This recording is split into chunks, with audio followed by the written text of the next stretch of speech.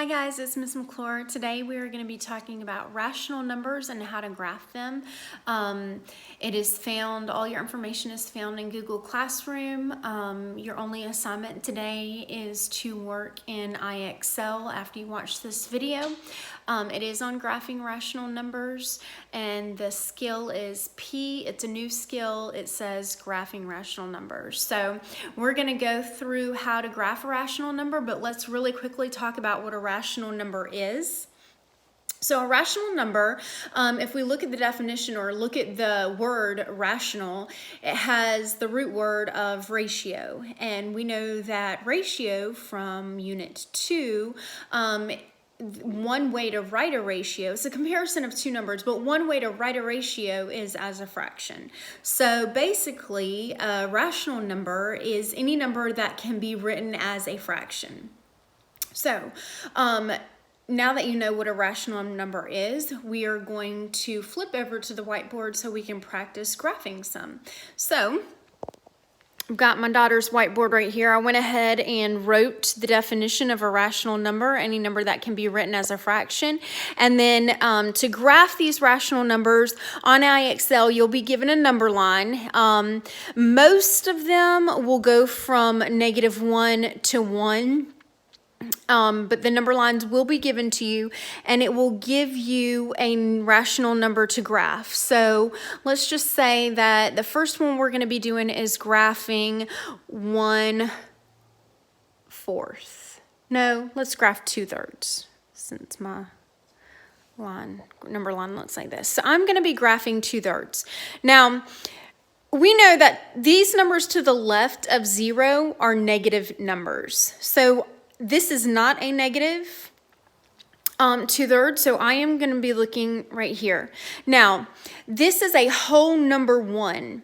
So remember, a whole number, and if I look at my denominator, it's 3. So if I wrote 3/3 right here, that is these are equal to each other. 1 is equal to 3/3 because I have 3 out of 3, which is equal to 1, right? I have 1 whole.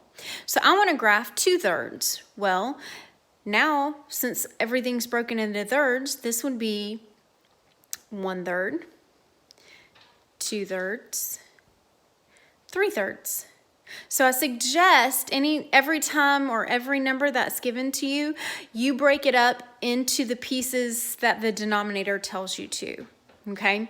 And then so 2/3 would be graphed right here. All you have to do is click the dot where it's supposed to be on the number line in IXL. All right, so let's do another example. Let me change my number line too. Give me just a second to do that. All right, let's do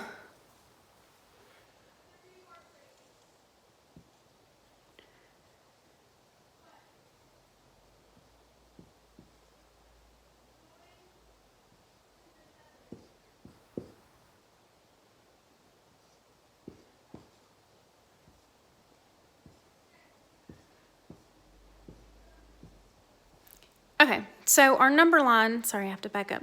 Our number line goes from -2 to +2. And let's say we want to graph 1 1/2. Okay. So 1 is a whole number. So I'm going to go to 1 because I know that I'm going to be working, it's greater than 1, 1 and 1/2. So I know that I'm not even going to look to the left of 1 because this number is greater than 1, 1 and 1/2. Well, 1/2 comes between the 1 and the 2. So my 1 and 1/2 would be right here. Okay, so that's what you're going to do when it gives you a whole number and a fraction. All right, let's just change my number line up again. Sorry, guys, it's hard to video and use the whiteboard at the same time. Let's do...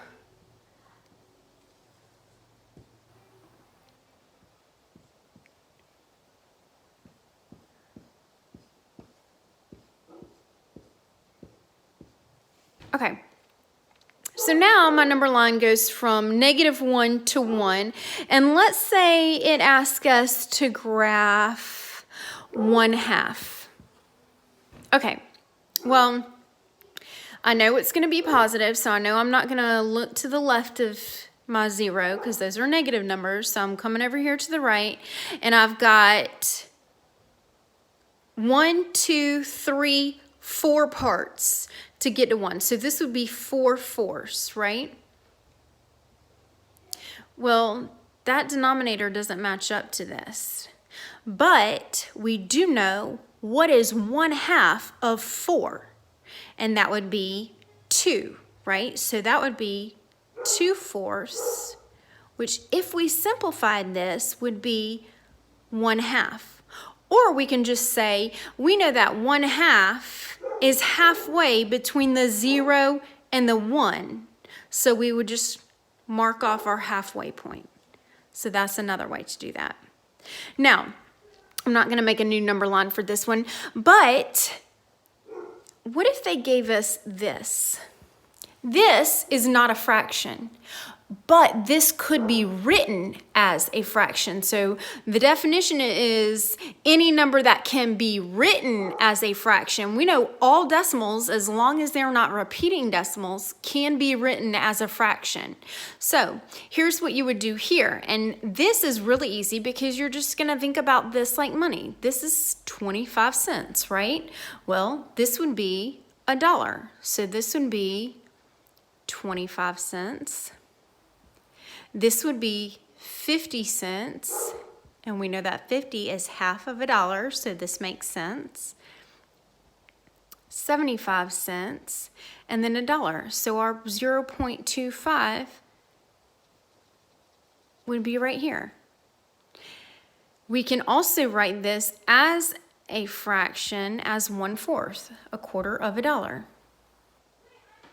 Okay, let's do one more. Let's do a -1 this time. I am going to change my number line up a little bit since I wrote all over that one. All right.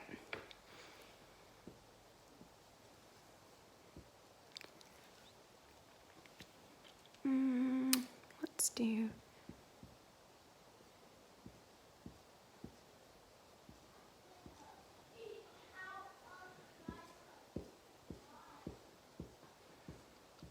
Okay, so my number line goes from -1 to 1.